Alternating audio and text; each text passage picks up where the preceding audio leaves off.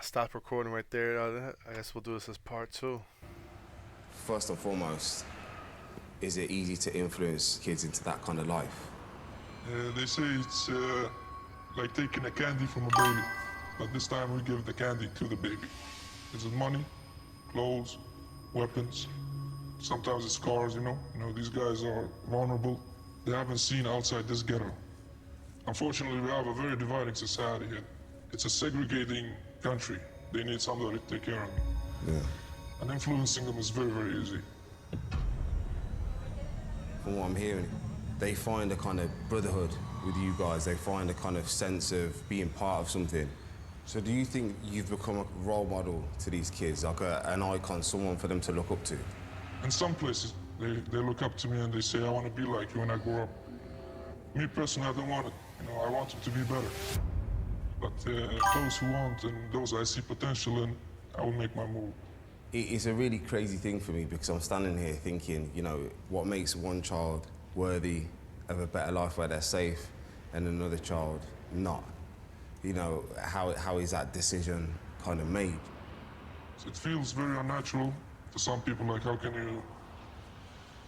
you take advantage of those little kids, They need somebody to take care of them. Unfortunately, there is not so much research for those kids. If I see somebody outside in the street, I will see that I'm gonna either see if I can make some money on this guy, or he's gonna help me in my business and I'm gonna help him in his, I'm not gonna go and search for these kids, but if they search for me, I'm not gonna say no. That was like the most diplomatic answer I think I've ever heard someone say, bro, when it comes to gang recruitment. I've watched tons of RP to Zach TV, man. Like, I've watched all types of hood vlogs from everywhere, bro. That dude should have been a politician, gang. Holy fuck. And I know y'all in the ads. I'm just gonna play it and not talk. I want to watch some more. Now, these guys can say they care about the kids and they're trying to give the kids a chance, but I find that hard to believe. If it's my kid, if it's kids that I know, I want them to be better, I want them to be doing the right thing, and I want them to be safe and happy. And it's hard to think how anything about this life can do that for these children. Madness. Madness and badness.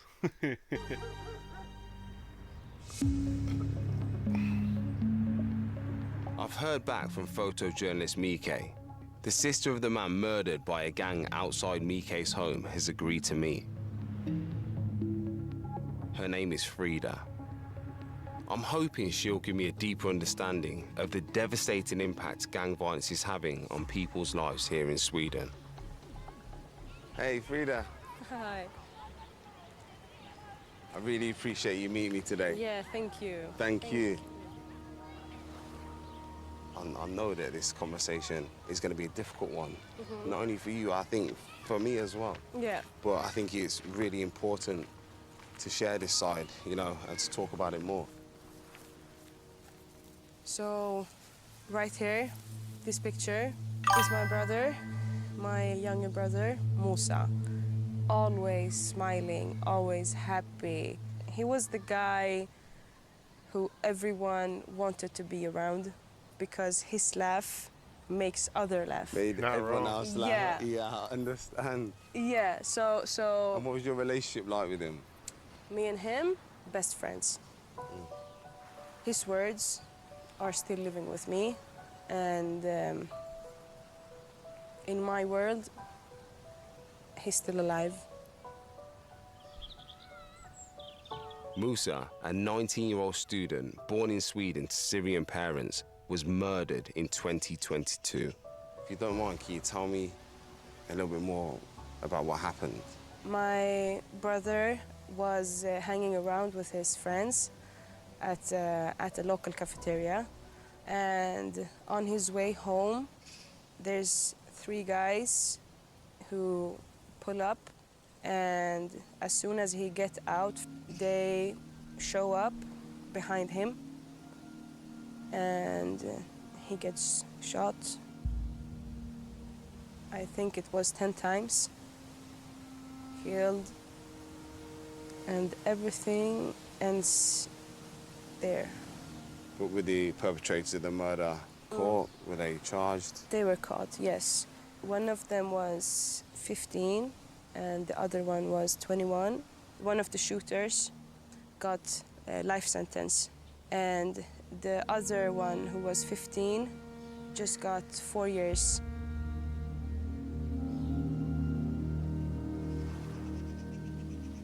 I couldn't believe it at first.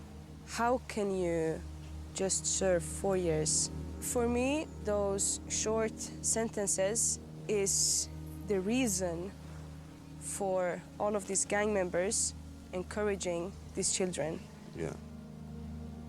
I don't understand why these people would do that to your brother. He didn't have anything to do with this, and as he Yeah, I ain't gonna lie to you. Whenever I see some shit like this, I don't care what country it's in, I don't care what year it is.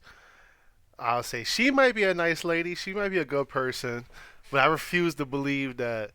Yeah, nah, I've just seen this shit too many times. That was my baby. He did nothing wrong. He shouldn't be dead. Whole time, bro was out here. He was a serial killer. You feel me? Or it's like the old trashy white dudes. Like my son was the hardest working man I've ever known. Whole time his son was cooking meth and selling that shit. So I don't ever believe none of this shit, bro. I ain't gonna lie to you. sister, I will tell you right here that I know my brother is innocent. He hasn't done anything to deserve this. I don't need anyone to prove me that because I know it. Police believe Moose's killing was a case of mistaken identity. So this right here is where everything happened. Yeah, I'm kind of being quiet because I'm finding it hard to think about what to say. You know, hearing your story and trying to picture it and thinking that it happened just there. And I'm trying to process, you know, how you would feel in that moment. And to be honest, I can't. The feeling I had right there as his bigger sister, I couldn't be with him when he took his last breath. It was a feeling that I still, to this day, can't really accept. And it's a breaking feeling, you know? Still to this day, it hurts.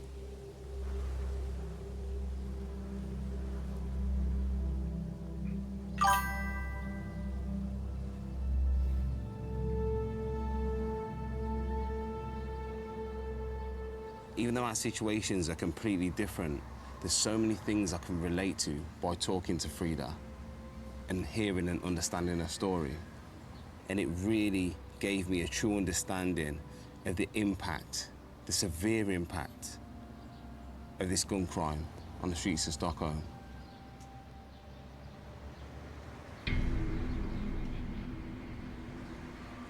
What's mind-blowing is how lenient the law is for kids who kill. I mean, 4 years for murder is insane. But how are teenagers getting their hands on guns? And what are the police doing to get this craziness under control? I think after a certain point, it's more on the lawmakers to change them laws, bro. I mean, you're having a war zone level of crime happening, bro. Like, for lack of a better word, bro. Like, you got wild murders happening and shit, bro. Bombings, all types of shit. Major drug trafficking. Like, at what point are these bum ass politicians gonna change the laws, bro, to make that shit stop happening? And like, once 2 or 3 of them 14, 15-year-olds, the right side is the right side. See, in America, the right side in America is the side that's more about upholding the law and wanting to change shit. So maybe it's a flip flop from United States to Europe, because the Republicans are the ones who will change the laws and make shit more strict, and the Democrats will make it so you can get caught with a gun, 2 kilos, and still get bailed out. So I'm reaching out to a guy with his own YouTube channel who's obviously deeply in with the Stockholm cops. His name is Daniel. Are they writing? Hi there, Daniel. This is Ashley Cain. I'm currently making a documentary for the BBC about the gang violence in Sweden. So if you could like send me over a bit more information. After a bit of chat, Daniel hooks me up with an officer who has a lot of experience with gangs. Perfect. Thank you. And thankfully, she's willing to talk. Rinkeby is home to around 20,000 people, and more than half of them are originally from outside of Europe. It's a melting pot with a history of boiling over. So I'm outside the police station, about to meet a police officer called Rissa, to try and understand the day-to-day struggles and challenges that she may face policing the streets of Rinkeby. This suburb is historically home to some of Stockholm's most fierce gangs. And with gangs, come guns. We're not gonna do political talks in the chat, man. Not right now. Maybe a different time, but not right now. It's too personally attached to what y'all live in. Rissa, there's a lot of guns here. Yeah. Are these all the guns that have been seized? I mean, I'm looking around the walls and there's guns everywhere. Yes. We have a lot of guns. Uzi, Kalashnikov, and kind of different arms here. Explosive hand grenade. I mean, we start with like maybe one gun and it became, you can see by yourself. Is there any idea of how many guns there is out there on the streets in a minute? It's very difficult because right now they are more open on the street than what we are seeing. I know one journalist who came in Rinkeby. After 1 hour, he could buy a gun because there are so many guns here. Did the killing start over, you know, drugs and money? Yes, of course. And then they move over to taking like contract, killing other people. So you're gonna be like, okay, what's the motive? Why they're killing each other? Then, you know, revenge became a big part of it, rivalries, and then this vicious circle just keeps going around and around. Most of them, when you talk to them, I mean, those criminal or gang criminal I meet here, they say that let us eat each other. I mean, kill each other until the end. Because they know that this kind of gang wars is not going to end up now. Because some of the gang members have brothers who want revenge. So if they kill your brother, you want revenge. It's a very complicated conflict here. But life seems This shit is cheap. crazy, bro. Yeah. It wrapped like 2 walls. That wall, Meeting the wall Rissa next and to seeing it. all this artillery on the walls has got me thinking, how does this stuff get into the country? And yo, that Section 8 is only 20,000 people, bro. So the fact, let's just say it's 4 pictures down and it's 20 pictures wide, right? That's still 160 guns minimum, bro, on the walls in there, like. Now I've gained some trust in the underworld here. Maybe there's a way I can find out.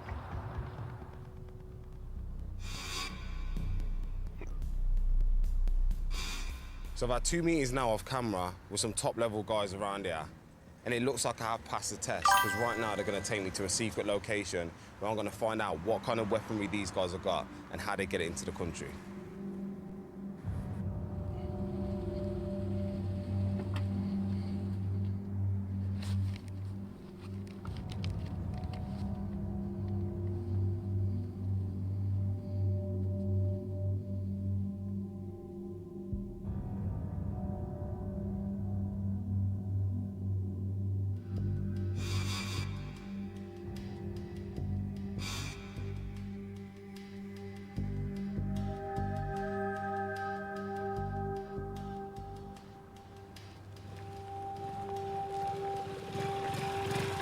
Assalamu alaikum. Ash, good to meet you, brother. Thank you. Good to meet you, brother. Thank you. Good to meet you, brother. Good to meet you, brother. Where is the 9mm? Good gun? Yeah, very good gun. Reliable? Yeah. And how much would that be, you know, in euros? 3,000 euros. Yo, are you guys able to tell me, you know, where these weapons come from? A lot of guns come from Balkan. They come from Albania, Serbia, Bosnia. There was a war there, and now there are more guns than people that live there, you know. How easy is it to get them in? I can tell you about methods that we have used before. Yeah, The methods that we use now, you understand, I can't tell you. of course. You know, you put a secret spot in a car, you put the gun in, and you drive. Sometimes we use couriers, you know. They come, 2 guns, they take the risk, and then we get them in. You know, on the streets, is there any bigger weapons? You know, people rolling around with, you know, some heavy artillery. And I can show you this. It's AK-47. You can't go around with AK. Of course, yeah. It's too big. You can't hide it. You can't throw it away. Yeah. The police comes, you're fucked. So AKs, they're hidden. We dig them. It's only for big things. It's only for big things. So that'll be kept, you'll bury that somewhere. Yeah. And that gets dug up, you know, when shit's really going on. When shit's going real. Yeah. That's when we use the AK. I remember this video. That dude shot like a half a clip in the door, bro, and didn't even hit nobody. I remember seeing this. I think it was part of a music video and something else, too. Wolf, what's up, man? You know, do you guys... Yeah, I think that was in the Sky News doc, too. Yeah, I remember that. Because he wasn't even home. That was in the Sky News doc and a music video. Now it's my 3rd time seeing that. Yeah, we use grenades sometimes when we need to.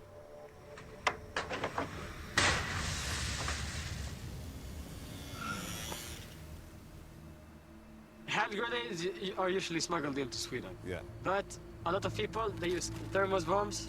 They build a bomb inside a thermos. We really want to fuck somebody up. We blow them up. If we can't find them, we blow up their car.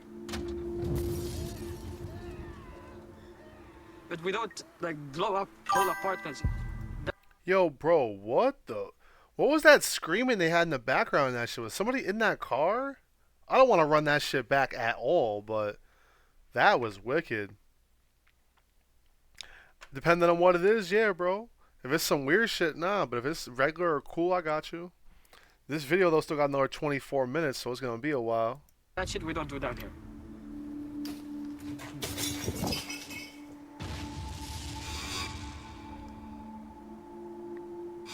Every man standing there today, would every man have a weapon? Would every man be carrying a gun?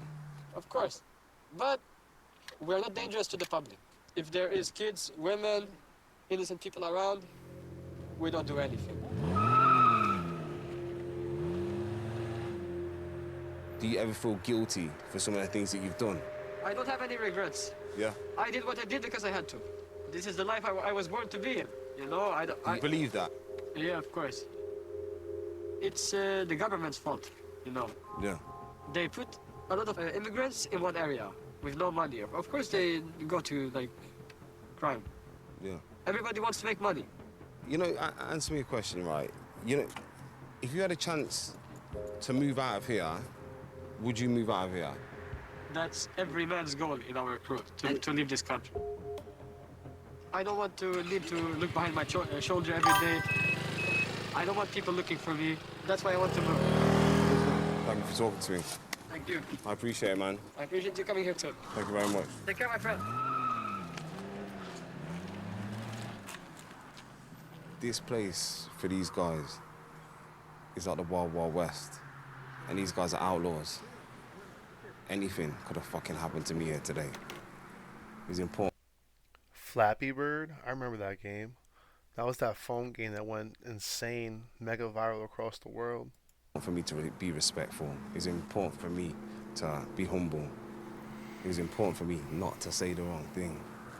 But it weren't like it felt easy. Because there was part of that where I felt really uncomfortable, I'm not gonna lie.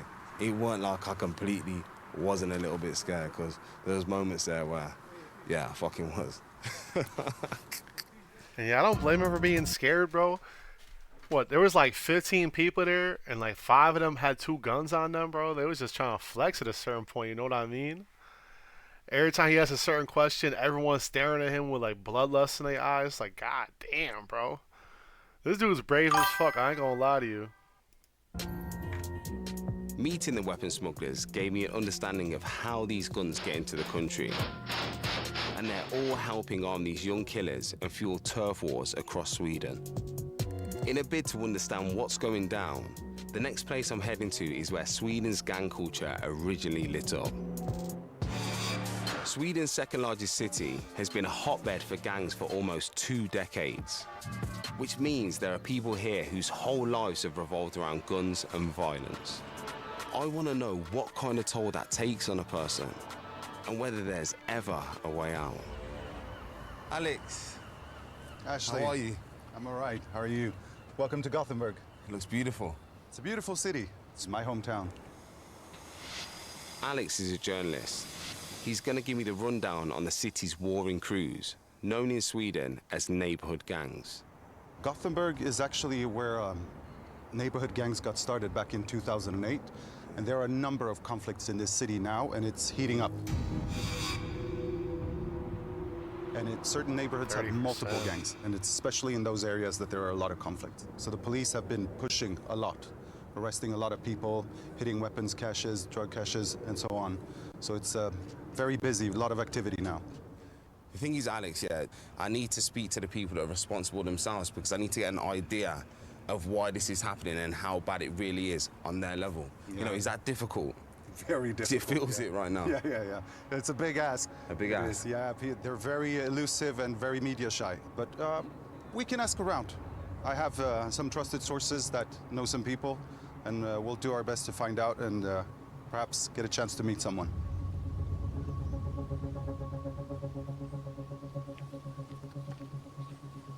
I'm hoping that Alex can get me an in with a big-time player to explain how the gangs have evolved and what it's like to be top dog. Alex, how are you? Good, good. Have we got some good news or bad news? Oh, that's great. That's great. You know, have you got a location and a time? 100%. Okay, thank you very much. Cheers. Bye-bye. So I'll just got off the phone with Alex now, and he's managed to connect me with one of the mob bosses. He's going to send me the coordinates to a secret location, and he's informed me that he wants to vet me. In my area, you'd say that's a G-check, to make sure that I'm not an informant or a police officer or anything like that. He also made it very clear that I need to be respectful, mindful, and just polite. Oh, damn. Oh, shit. Cab, I appreciate you, gang. I ain't even noticed that. Fuck. I'm locked in on this shit. OD. Damn. 19 minutes. Told you it was a long-ass video. It's almost an hour long. Heard. He's known as Mr. S.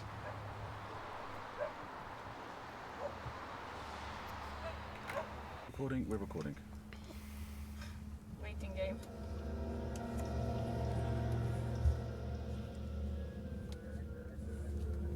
I know this gotta be nerve-wracking, bro.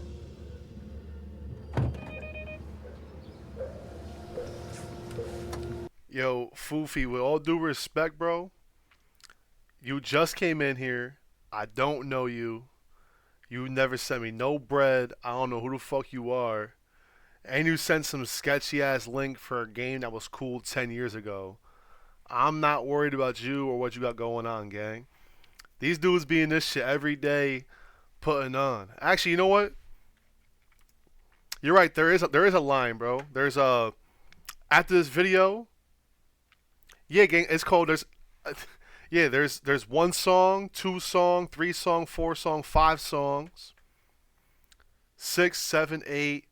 9. Yeah, there's this video and then 9 songs, bro. I was being nice putting you in the line after this video.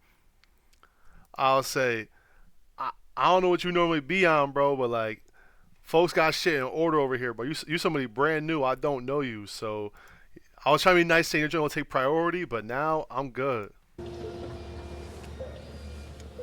Hello. Hello. I appreciate your time today, so thank you very much for that. No problem. What do you do? Because I recognize you from somewhere. Yeah, probably Instagram. I grew up around areas that are similar, and I know similar people, and I felt the injustice that was there. So I guess I wanted to come here and learn a bit more and be able to tell a well-rounded perspective of what's going on. Of course, of course. Would you say, you know, Gothenburg is really heating up? Because I'm getting like things that escalate. So, gang, why are you in my Twitch stream then begging me to play this shit? How about you go pay for an ad on the Google search engine, bro, and go do a TikTok ad or some shit? What the fuck, bro? Like, you saying please, bro? It's not gonna change nothing, gang. I don't know you, bro. You were some random dude who just pulled up in here. Like, I got people watching on like 8 different platforms right now, bro. I got a whole YouTube list. I got a notebook of a queue, bro. Like, just because you remade some average ass game from a decade ago doesn't mean I'm gonna hop right on your shit. You want me to play a joint so bad, bro? Then tip me $100, bro. I'll turn this whole shit off, fuck my queue, and I'll go play your shit. Around here, you know. It's always been hot. Yeah. Here in Gothenburg. That's when people start getting killed every day. I have a kid I know. He got shot. He came in where he was working, and they shot him in the head, but he made it. People are romanticizing this life. I say, hey, look, it's so good. We have nice cars, we have jewelry, we have guns, we have girls, we have all this, but they don't show you the shit behind the scenes, you know? Yeah. It's a dirty game. It's much politics. Even with your own friends, you can't trust no one, you know, because you don't know if he's trying to make money on your head, you know? It's easy to be a target out here. If someone knows, okay, which car I drive, okay, they put the GPS under my car. So they see, okay, he's on the move, he's going there. So they find the right time to kill you, you know? Yeah. And even like, there was this guy from the same area I was from. They put a bomb under his car when he had his daughter in. His daughter was 4 years old. So this guy and his daughter, 4 years old, and 2 friends of his, up in the... It's gone too far. Too much blood has been spilled. Like, in the beginning, we all went into this because of the money. We just want to make money, you know? But now it's like, we make money for what? For buy guns and kill each other?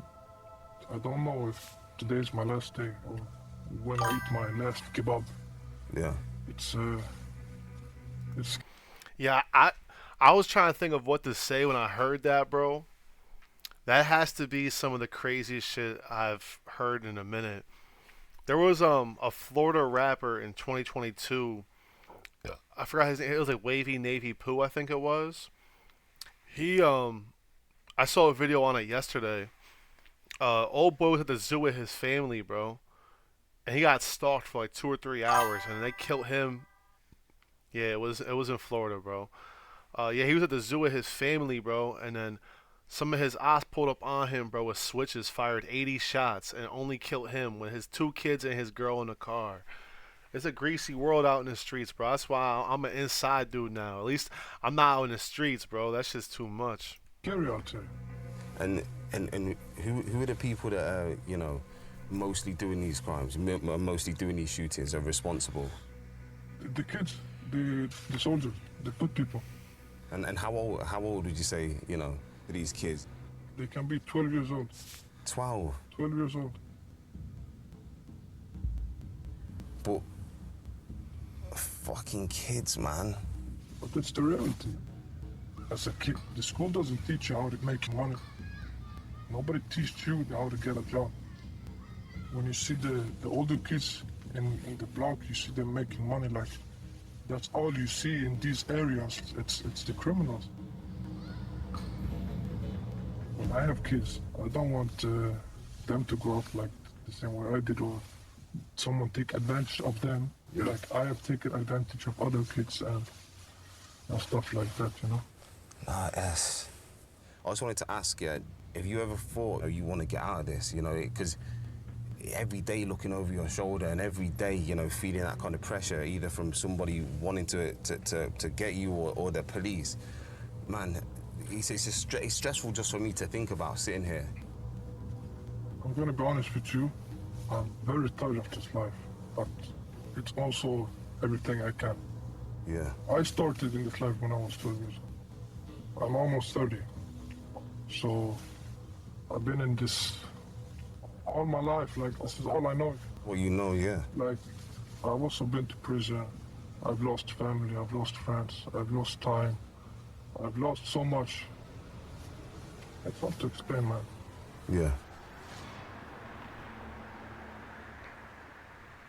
I just want to say, yeah, I really appreciate you, you giving me this time and talking to me and being honest and open. And thank you very much. And we will keep in touch. Thank you.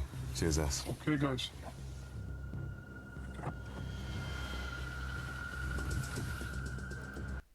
This shit is wicked.